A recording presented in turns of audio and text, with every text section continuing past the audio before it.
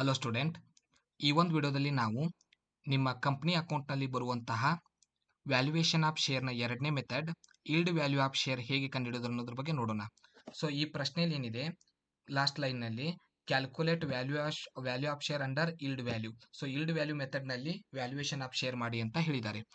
Actual ಆಗಿ ಪ್ರಶ್ನೆಯಲ್ಲಿ valuation of share ಮೇಲೆ ಎರಡು ಮೆಥಡ್ ಇದೆಯಲ್ಲ, ಇಂಟ್ರೆನ್ಸಿಕ್ ವ್ಯಾಲ್ಯೂ ಮತ್ತು ಈಲ್ಡ್ ವ್ಯಾಲ್ಯೂ. ಯಾವ ಮೆಥಡ್ ಮೇಲೆ ಬಿಡಿಸ್ರಿ ಅಂತ ಅವ್ರು ಕ್ವಶನ್ ಅಲ್ಲಿ ಕೊಡೋದಿಲ್ಲ, ಬರೀ just calculate valuation of share ಅಂತ ಹೇಳಿರ್ತಾರೆ. ವ್ಯಾಲ್ಯೂ ಆಫ್ ಶೇರ್ ನಲ್ಲಿ ಕೊಟ್ಟ ಕ್ವಶನ್ ನಲ್ಲಿ ಏನಾದ್ರೂ ಎಲ್ಲಾದ್ರೂ ಪ್ರಾಫಿಟ್ ಅನ್ನೋ ಶಬ್ದ ಕ್ವಶನ್ ಅಲ್ಲಿ ಬಂದಿದ್ರೆ ಅದೇ ಈಲ್ಡ್ ವ್ಯಾಲ್ಯೂ ಮೆಥಡ್. ಸೊ ಯಾವಾಗ ಅವರು ಪ್ರಶ್ನೆಯಲ್ಲಿ ಪ್ರಾಫಿಟ್ ಕೊಡ್ತಾರೆ, ನೆನ್ಪಿಟ್ಕೊಳ್ಳಿ, ಪ್ರಾಫಿಟ್ ಕೊಟ್ಟರೆ ಅದು ಈಲ್ಡ್ ವ್ಯಾಲ್ಯೂ ಮೆಥಡ್. ಎರಡನೇ ಮೆಥಡ್ ಹಚ್ಚಿ, ಎರಡನೇ ಫಾರ್ಮ್ಯಾಟ್ ಹಚ್ಚಿ ನೀವು ಆನ್ಸರ್ನ ಸಾಲ್ವ್ ಮಾಡಬೇಕು. ಪ್ರಶ್ನೆಯಲ್ಲಿ ಎಲ್ಲಾದ್ರೂ ಅಸೆಟ್ ಕೊಟ್ರೆ ಅದು ಇಂಟ್ರೆನ್ಸಿಕ್ ವ್ಯಾಲ್ಯೂ ಆಫ್ ಶೇರ್. ಒಂದನೇ ಮೆಥಡ್ ಹಚ್ಚಿ ಪ್ರಾಬ್ಲಮ್ನ ಸಾಲ್ವ್ ಮಾಡಬೇಕು. ಈಗ ನಾವು ಎರಡನೇ ಮೆಥಡ್ ಹಚ್ಚಿ ಪ್ರಾಬ್ಲಮ್ನ ಸಾಲ್ವ್ ಮಾಡ್ತಾ ಇದ್ದೀವಿ. ಫಸ್ಟ್ ಪ್ರಶ್ನೆಯಲ್ಲಿ ಏನೇನು ಬಂದಿದೆ ಅದ್ರ ಬಗ್ಗೆ ನೋಡೋಣ. ABC company decided to value its share following are the information available. ABC company ತನ್ನ ಶೇರ್ನ ವ್ಯಾಲ್ಯೂನ ಮತ್ತೆ ಪುನರ್ಮೌಲ್ಯ ಮಾಡ್ತಾ ಇದೆ. ಅದರ ಪುನರ್ಮೌಲ್ಯದ ವ್ಯಾಲ್ಯೂ ಕಂಡುಹಿಡಿಬೇಕಂದ್ರೆ ಕೆಳಗಡೆ ಕೊಟ್ಟಿರುವಂಥ ಮಾಹಿತಿನ ಬಳಸ್ಕೊಳ್ಳಿ ಅಂತ ಹೇಳಿದ್ದಾರೆ. 1500 10% preference shares of 100 each at rupees 1,50,000. So 1.5 lakh preference share ಇದೆ, ಅದರದ್ದು ವ್ಯಾಲ್ಯೂ ಡಿವಿಡೆಂಡ್ 10% ಇದೆ. ಪ್ರಿಫರೆನ್ಸ್ ಶೇರ್ನಿಂದ ಹಿಂದೆ ಪರ್ಸೆಂಟೇಜ್ ಕೊಟ್ಟಿರ್ತಾರಲ್ಲ, ಅದನ್ನ ಡಿವಿಡೆಂಡ್ ವ್ಯಾಲ್ಯೂ ಅಂತ ಕರಿತೀವಿ. 37,500 equity shares of 10 each 8 paid up 3 lakh rupees. So 37,500 ಈ ಕಂಪ್ನಿದು ಇಕ್ವಿಟಿ ಶೇರ್ಸ್ ಇದೆ. ಒಂದು ಶೇರಿನ ವ್ಯಾಲ್ಯೂ 10 ರುಪೀಸ್ ಇದೆ, ಆದರೆ ಪೇಡ್ ಆಗಿರೋದು 8 ರುಪೀಸ್. ಟೋಟಲ್ ಅಮೌಂಟ್ ಇಕ್ವಿಟಿ ಶೇರ್ದು 3 ಲ್ಯಾಕ್ ರುಪೀಸ್. ಮೂರನೇ ಟ್ರಾನ್ಸಾಕ್ಷನ್ ಏನಿದೆ, 10% debenture at the rate of rupees 1 lakh. So 10% debenture ಇದೆ, ಟೋಟಲ್ ಅಮೌಂಟು 1 ಲಕ್ಷ. ಎವರೇಜ್ ಪ್ರಾಫಿಟ್, ಕಂಪ್ನಿ ಪ್ರತಿ ವರ್ಷ ಲಾಭ ಗಳಿಸೋದು ಎವರೇಜ್ ಆಗಿ 1,87,500. Rate of income tax cut ಆಗೋದು ಅದರಲ್ಲಿ 40%. ಆ ಕಂಪ್ನಿ ತನ್ನ ಮುಂದಿನ ಭವಿಷ್ಯಕ್ಕೋಸ್ಕರ ರಿಸರ್ವ್ ತೆಗೆದಿಡುತ್ತೆ, ಹಣವನ್ನು ನಿಧಿಗೆ ಟ್ರಾನ್ಸ್ಫರ್ ಮಾಡುತ್ತೆ 20%. NRR, normal rate of earnings ಅಥವಾ ನಾರ್ಮಲ್ ರೇಟ್ ಆಫ್ ರಿಟರ್ನ್ ಎಷ್ಟಿದೆ ಕಂಪ್ನಿದು ಅಂದರೆ 16%. Calculate value of share under yield value ಮೆಥಡ್ನಲ್ಲಿ ಶೇರ್ ವ್ಯಾಲ್ಯೂ ಕಂಡುಹಿಡಿ ಅಂತ ಹೇಳಿದ್ದಾರೆ. ಸೊ ಇಲ್ಲೇನು ಪ್ರಶ್ನೆಯಲ್ಲಿ ಕೊಟ್ಟಿದ್ದೀನಿ, ಇಷ್ಟೇ ಟ್ರಾನ್ಸಾಕ್ಷನ್ಸ್ನ ಅವರು ಪ್ರಶ್ನೆಯಲ್ಲಿ ಕೊಟ್ಟಿರ್ತಾರೆ. ನೀವು ಈಲ್ಡ್ ವ್ಯಾಲ್ಯೂ ಆಫ್ ಶೇರ್ನ ಕಂಡುಹಿಡಿಯೋದು ಒಂದು ಅವರೇ ಡೈರೆಕ್ಟಾಗಿ ಈಲ್ಡ್ ವ್ಯಾಲ್ಯೂ ಅನ್ನೋ ಶಬ್ದ ಕೊಡ್ಬೋದು.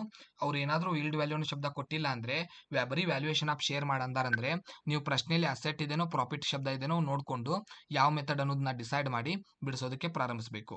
ಎರಡನೇ ಮೆಥಡ್ ಬಿಡಿಸ್ಬೇಕಂದ್ರೆ ಕಂಪಲ್ಸರಿ ಅವ್ರು ಕ್ವಶನ್ ಅಲ್ಲಿ ಪ್ರಾಫಿಟ್ ಅನ್ನೋ ವರ್ಡ್ ಕೊಟ್ಟಿರ್ತಾರೆ. ಈಗ ಅಕೌಂಟದ ಹೆಡ್ಡಿಂಗ್ ಏನು ಹಾಕ್ತೀವಿ ಫಸ್ಟ್ ನೋಡೋಣ. ಕ್ಯಾಲ್ಕುಲೇಷನ್ ಆಫ್ ನೆಟ್ ಪ್ರಾಫಿಟ್ ಅನ್ನೋ ಹೆಡ್ಡಿಂಗ್ನ ಹಾಕ್ತೀವಿ. ಎರಡು ಕಾಲಮ್ನ ಪ್ರಿಪೇರ್ ಮಾಡ್ಕೋತೀವಿ, ಒಂದು ಪರ್ಟಿಕ್ಯುಲರ್ ಕಾಲಮ್ನ, ಒಂದು ರುಪೀಸ್ ಕಾಲಮ್ನ. ಸೊ ಇದರಲ್ಲಿ ಮೊದಲನೇ ಟ್ರಾನ್ಸಾಕ್ಷನ್ ಎವರೇಜ್ ಪ್ರಾಫಿಟ್ ಅಂತ ಬರುತ್ತೆ. ಪ್ರಶ್ನೆಯಲ್ಲಿ ಕೊಡುವಂಥ ಪ್ರಾಫಿಟ್ನ ಮೊದಲು ಎಂಟ್ರಿ ಮಾಡ್ಕೋತೀವಿ. ನೆಕ್ಸ್ಟು ಇಂಟ್ರೆಸ್ಟ್ನ ಮೈನಸ್ ಮಾಡ್ತೀವಿ, ಬಡ್ಡಿನ. ಅದರಲ್ಲಿ ಟ್ಯಾಕ್ಸ್ನ ಮೈನಸ್ ಮಾಡ್ತೀವಿ. ನೆಕ್ಸ್ಟು ಆಮೇಲೆ ಡಿವಿಡೆಂಡ್ ರಿಸರ್ವ್ನ ಮೈನಸ್ ಮಾಡ್ತೀವಿ. ಫೈನಲ್ ಆಗಿ ಡಿವಿಡೆಂಡ್ನ ಮೈನಸ್ ಮಾಡ್ತೀವಿ. ಈ 5 ಟ್ರಾನ್ಸಾಕ್ಷನ್ನ ನೀವು ನೆನ್ಪಿಟ್ಕೋಬೇಕು. ಸೊ ಇವನ್ನೆಲ್ಲ ಮೈನಸ್ ಮಾಡಿದ ನಂತರ ಉಳಿಯೋ ಅಮೌಂಟಿಗೆ ಏನಂತ ಕರಿತೀವಿ, ನೆಟ್ ಪ್ರಾಫಿಟ್ ಅಂತ ಕರಿತೀವಿ. ಸೊ ನೆಟ್ ಪ್ರಾಫಿಟ್ ಮೂಲಕ ಒಂದು ಫಾರ್ಮುಲಾ ಎಂಟ್ರಿ ಮಾಡ್ಕೋತೀವಿ.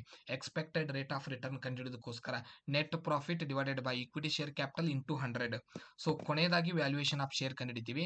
Paid up value divided by NRR into expected rate of return.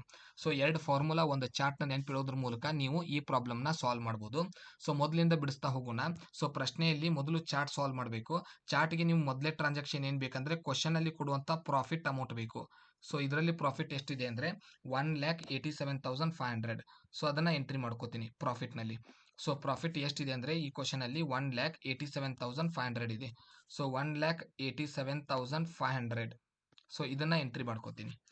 1,87,500ನ entry ಮಾಡಿದ ನಂತರ ನೆಕ್ಸ್ಟ್ ಏನು ಮಾಡಬೇಕಂದ್ರೆ ಪ್ರಶ್ನೆಯಲ್ಲಿ ಇಂಟ್ರೆಸ್ಟ್ ಕಂಡುಹಿಡಿಬೇಕು. ಸೊ ಇಂಟ್ರೆಸ್ಟ್ನ ಎದ್ರ ಮೇಲೆ ಕಂಡುಹಿಡಿತಾರೆ ನೆನ್ಪಿಟ್ಕೊಳ್ಳಿ. ಪ್ರಶ್ನೆಯಲ್ಲಿ ಡಿಬೆಂಚರ್ ಕೊಟ್ಟರೆ, ಪ್ರಶ್ನೆಯಲ್ಲಿ ಸೆಕ್ಯೂರ್ಡ್ ಲೋನ್ ಕೊಟ್ಟರೆ ಅದ್ರ ಮೇಲೆ ಮಾತ್ರ ನೀವು ಇಂಟ್ರೆಸ್ಟ್ ಕಂಡುಹಿಡಿಬೇಕು, ಉಳಿದಿದ್ದು ಯಾವುದ್ರ ಮೇಲೂ ಕಂಡುಹಿಡಿಬಾರ್ದು. ಎರಡನೇ ಟ್ರಾನ್ಸಾಕ್ಷನ್ ಚಾರ್ಟ್ನಲ್ಲಿ ಪ್ರಾಫಿಟ್ ಆದ ನಂತರ ನಾವು ಎಂಟ್ರಿ ಮಾಡಬೇಕಾಗಿರೋದು ಇಂಟ್ರೆಸ್ಟ್. ಸೊ ಇಂಟ್ರೆಸ್ಟ್ನ ಎಂಟ್ರಿ ಮಾಡಬೇಕಂದ್ರೆ ಏನು ಹುಡುಕ್ತೀವಿ ಪ್ರಶ್ನೆಯಲ್ಲಿ ಅಂದರೆ ಡಿಬೆಂಚರ್ ಅಥವಾ ಸೆಕ್ಯೂರ್ಡ್ ಲೋನ್. ಇವೆರಡರ ಮೇಲೆ ಮಾತ್ರ ಇಂಟ್ರೆಸ್ಟ್ ಕಂಡುಹಿಡಿಯೋದಕ್ಕೆ ಪರ್ಮಿಷನ್ ಇರುತ್ತೆ. ಈ ಪ್ರಶ್ನೆಯಲ್ಲಿ ಡಿಬೆಂಚರ್ ಬಂದಿದೆ. ಸೊ ಎಷ್ಟಿದೆ ಡಿಬೆಂಚರ್ನ ಅಮೌಂಟು 1 ಲ್ಯಾಕ್ ರುಪೀಸ್ ಇದೆ. ಡಿಬೆಂಚರ್ನ ಹಿಂದ್ಗಡೆ ಒಂದು ಪರ್ಸೆಂಟೇಜ್ ಇದೆ 10%, ಅದೇ ಇಂಟ್ರೆಸ್ಟ್. ಸೊ 1 ಲ್ಯಾಕಿಗೆ 10% ಮಾಡಿದಾಗ 10,000 ಬಂತು. ಸೊ ಇದನ್ನೇ ನಾವು ಇಂಟ್ರೆಸ್ಟ್ ಅಂತ ಕರಿತೀವಿ. ಪ್ರಶ್ನೆಯಲ್ಲಿ ಯಾವಾಗ ಡಿಬೆಂಚರ್ ಬಂದಿರುತ್ತೆ ಅಥವಾ ಸೆಕ್ಯೂರ್ಡ್ ಲೋನ್ ಬಂದಿರುತ್ತೆ ಆಗ ಮಾತ್ರ ನೀವು ಇಂಟ್ರೆಸ್ಟ್ನ ಕಂಡುಹಿಡಿಬೇಕು. ಸೊ ಇಂಟ್ರೆಸ್ಟ್ ಕಂಡುಹಿಡಿಯೋದಕ್ಕೆ ಡಿಬೆಂಚರ್ನ ಸೆಕ್ಯೂರ್ಡ್ ಲೋನ್ನ ಬಳಸ್ಕೋತೀವಿ. ಇದರಲ್ಲಿ ಎಷ್ಟಿದೆ ಅಂದರೆ 10,000. ಹೇಗೆ 10,000 ಬಂತಂದರೆ ಪ್ರಶ್ನೆಯಲ್ಲಿರೋದು 1 ಲಕ್ಷ ರೂಪಾಯಿ ಡಿಬೆಂಚರ್ದ ಅಮೌಂಟು ಇಂಟು ಡಿಬೆಂಚರ್ ಹಿಂದ್ಗಡೆ ಇರೋ ಪರ್ಸೆಂಟೇಜ್ ಇಂಟ್ರೆಸ್ಟ್ 10% ಇದೆ. ಸೊ 10,000 ಬಂತು. ಡಿಡಕ್ಟ್ ಮಾಡಿದ ನಂತರ 1,77,500 ರಿಮೈನಿಂಗ್ ಬ್ಯಾಲೆನ್ಸ್. ಈಗ ಪ್ರಶ್ನೆಯಲ್ಲಿ ಟ್ಯಾಕ್ಸ್ನ ಹುಡುಕ್ಬೇಕು. ಸೊ ಟ್ಯಾಕ್ಸ್ ಪರ್ಸೆಂಟೇಜ್ ಬಂದಿರುತ್ತೆ. ಸೊ ಟ್ಯಾಕ್ಸ್ ಪರ್ಸೆಂಟೇಜ್ ಎಷ್ಟಿದೆ ನೋಡೋಣ. ಸೊ ಈ ಪ್ರಶ್ನೆಯಲ್ಲಿ ಟ್ಯಾಕ್ಸ್ನ ಪರ್ಸೆಂಟೇಜ್ 40% ಇದೆ. ಸೊ ಈ ಪ್ರಶ್ನೆಯಲ್ಲಿ ಟ್ಯಾಕ್ಸ್ನ ಪರ್ಸೆಂಟೇಜ್ ನೋಡಿ, ರೇಟ್ ಆಫ್ ಟ್ಯಾಕ್ಸ್ ಏನಿದೆ ಅಂದರೆ 40% ಇದೆ. Rate of income tax 40%. So ಟ್ಯಾಕ್ಸ್ನ ಎದ್ರ ಮೇಲೆ ಕಂಡುಹಿಡಿತಾರೆ? ಟ್ಯಾಕ್ಸ್ನ ಬಂದ ಆನ್ಸರ್ ಮೇಲೆ ಕಂಡುಹಿಡಿತಾರೆ.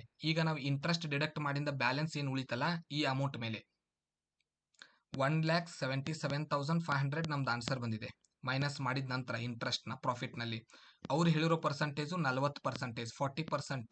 So you have to calculate the tax, the remaining amount after deducting interest from the profit, the remaining balance of the profit into tax percentage. You will get the tax amount 1,77,500 into 40% income tax. So 40% ಅಂದರೆ 71,000 ಬರುತ್ತೆ. ಈಗ ನಾನು ಏನು ಮಾಡ್ತೀನಿ, 71,000ನ deduct ಮಾಡಿ ಬ್ಯಾಲೆನ್ಸ್ನ ಬರೀತೀನಿ. So 1,77,500ನಲ್ಲಿ 71,000ನ deduct ಮಾಡ್ತೀನಿ. 1,77,500 minus 71,000. So remaining amount ಏನಿದೆ 1,06,500. ಈಗ ಟ್ಯಾಕ್ಸ್ ಡಿಡಕ್ಟ್ ಆಯಿತು. ಈಗ ನಾವು ಏನು ಹುಡುಕಬೇಕು, ಪ್ರಶ್ನೆಯಲ್ಲಿ ರಿಸರ್ವ್ನ ಹುಡುಕಬೇಕು. ಸೊ ಪ್ರಶ್ನೆಯಲ್ಲಿ ರಿಸರ್ವ್ನ ಹುಡುಕೋದು ಅದು ಕೂಡ ಪರ್ಸೆಂಟೇಜ್ನಲ್ಲೇ ಇರುತ್ತೆ. ಕ್ವಶನಲ್ಲಿ ರಿಸರ್ವ್ ಅಮೌಂಟ್ನ ಟ್ಯಾಕ್ಸ್ ಅಮೌಂಟ್ನಲ್ಲಿ ಕೊಡೋದಿಲ್ಲ, ಪರ್ಸೆಂಟೇಜ್ನಲ್ಲಿ ಕೊಡ್ತಾರೆ. ನೀವೇ ಕ್ಯಾಲ್ಕುಲೇಷನ್ ಮಾಡ್ಕೋಬೇಕು. ಸೊ ರಿಸರ್ವ್ ಏನಿದೆ, ರಿಸರ್ವ್ ಶಬ್ದ ಹುಡುಕಬೇಕು. 20% ಇದೆ. ಏನು ಬ್ಯಾಲೆನ್ಸ್ ಉಳಿದಿದೆ ಅಮೌಂಟು ಅದ್ರ ಮೇಲೆ ಕಂಡುಹಿಡಿತೀವಿ. ಬ್ಯಾಲೆನ್ಸ್ ಎಷ್ಟು ಉಳಿದಿದೆ ಮೈನಸ್ ಮಾಡಿದ ನಂತರ ಟ್ಯಾಕ್ಸ್ ಅಂದರೆ 1,06,500 ಉಳಿದಿದೆ. ಸೊ ಇದೇನು ಬ್ಯಾಲೆನ್ಸ್ ಉಳಿದಿದೆ ಇದ್ರ ಮೇಲೆ ಕಂಡುಹಿಡಿಬೇಕು. 1,06,500 ಇಂಟು ಪ್ರಶ್ನೆಯಲ್ಲಿರೋದು ರಿಸರ್ವ್ ಪರ್ಸೆಂಟೇಜ್, ಅದನ್ನು ಕ್ಯಾಲ್ಕುಲೇಷನಿಗೆ ತಗೋಬೇಕು. ಸೊ ಈ ಪ್ರಶ್ನೆಯಲ್ಲಿ 20% ರಿಸರ್ವ್ನ ಟ್ರಾನ್ಸ್ಫರ್ ಮಾಡಬೇಕಂತ ಇದೆ. ಸೊ 20% ಮಾಡ್ಕೋತೀನಿ ಕ್ಯಾಲ್ಕುಲೇಷನ್. 1,06,500 ಮೇಲೆ 20% ರಿಸರ್ವ್ಗೆ ಟ್ರಾನ್ಸ್ಫರ್ ಆಗುತ್ತೆ amount 21,300.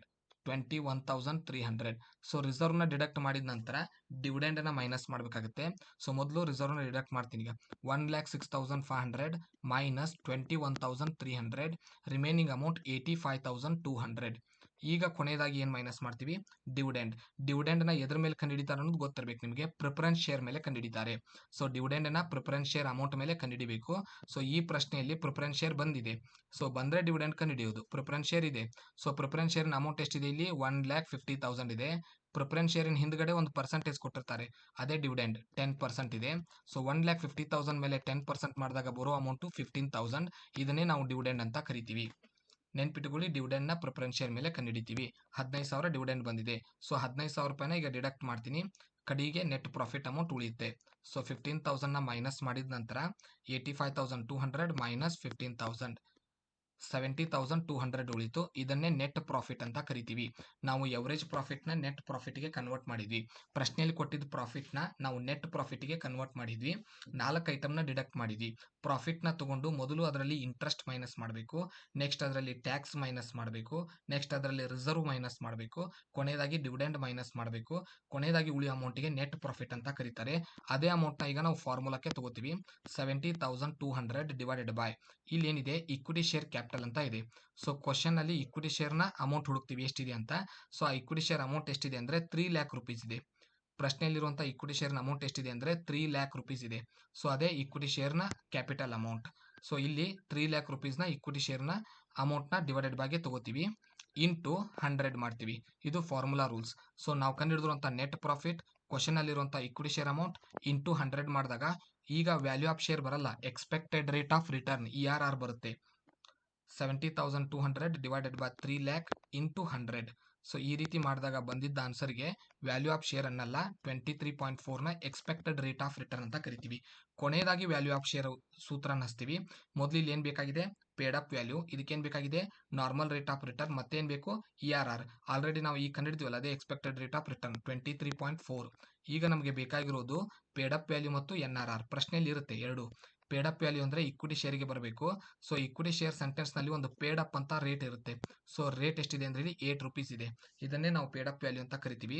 Return normal rate of return ಹುಡುಕಬೇಕು. ನಾರ್ಮಲ್ ರೇಟ್ ಆಫ್ ರಿಟರ್ನ್ 16 ಇದೆ. 8 ಮತ್ತು 16 ನಮಗೆ ಬೇಕಾಗಿರೋದು ಈಗ ಸೂತ್ರ ಫಾರ್ಮುಲಾ ಸಾಲ್ವ್ ಮಾಡೋದಕ್ಕೆ. ಸೊ ಪೇಡ್ ಅಪ್ ವ್ಯಾಲ್ಯೂ ಅಂದರೆ ಇಕ್ವಿಟಿ ಶೇರ್ ಸೆಂಟೆನ್ಸ್ನಲ್ಲಿ ಇರುವಂಥ ವ್ಯಾಲ್ಯೂ ಆಫ್ ಶೇರಿನ ವ್ಯಾಲ್ಯೂ 8. NRRಗೆ ಪರ್ಸೆಂಟೇಜ್ನಲ್ಲಿ ಕೊಟ್ಟಿರ್ತಾರೆ. ಪರ್ಸೆಂಟೇಜ್ ತೆಗೆದು ನಾರ್ಮಲ್ ಆಗಿ ನಂಬರ್ ಬರ್ಕೋಬೇಕು ನೀವು, ಅದನ್ನೇನು ಕನ್ವರ್ಟ್ ಮಾಡಬಾರ್ದು. ಸೊ ಈಗ ಸೂತ್ರವನ್ನು ಫಾರ್ಮುಲಾನ ಸಾಲ್ವ್ ಮಾಡೋಣ. 8 rupees paid up value, 16 rupees NRR into ನಾವು ಕಂಡುಹಿಡಿದಂಥ ERR 23.4. ಸೊ ಈಗ ಪ್ರಾಬ್ಲಮ್ನ ಸಾಲ್ವ್ ಮಾಡಿದಾಗ ಕೊನೆಯದಾಗಿ ಬಂದದ್ದು 11.7.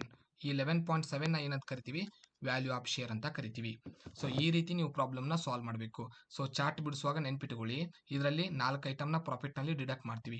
ಮೊದಲನೇದ್ದು ಇಂಟ್ರೆಸ್ಟ್. ಸೊ ಇಂಟ್ರೆಸ್ಟ್ನ ಡಿಬೆಂಚರ್ ಮೇಲೆ, ಸೆಕ್ಯೂರ್ಡ್ ಲೋನ್ ಮೇಲೆ ಕಂಡುಹಿಡಿತಾರೆ. ಟ್ಯಾಕ್ಸ್ ಮತ್ತು ರಿಸರ್ವ್ನ ಬಂದ್ ರಿಮೈನಿಂಗ್ ಅಮೌಂಟ್ ಮೇಲೆ ಪರ್ಸೆಂಟೇಜ್ ಮಾಡಿ ಕಂಡುಹಿಡಿತಾರೆ. ಡಿವಿಡೆಂಡ್ನ ಪ್ರಿಫರೆನ್ಸ್ ಶೇರ್ ಮೇಲೆ ಕಂಡುಹಿಡಿತಾರೆ. 2 ಫಾರ್ಮುಲಾ ಸಾಲ್ವ್ ಮಾಡಬೇಕು ತೆಳಗಡೆ. ಮೊದಲೇದು ERR expected rate of return, ಕೊನೆಯದಾಗಿ ವ್ಯಾಲ್ಯೂ ಆಫ್ ಶೇರ್. ಮುಂದಿನ ಟಾಪಿಕ್ನಲ್ಲಿ ಮುಂದಿನ ವಿಡಿಯೋದಲ್ಲಿ ಮತ್ತೆ ಸಿಗೋಣ. ಧನ್ಯವಾದಗಳು.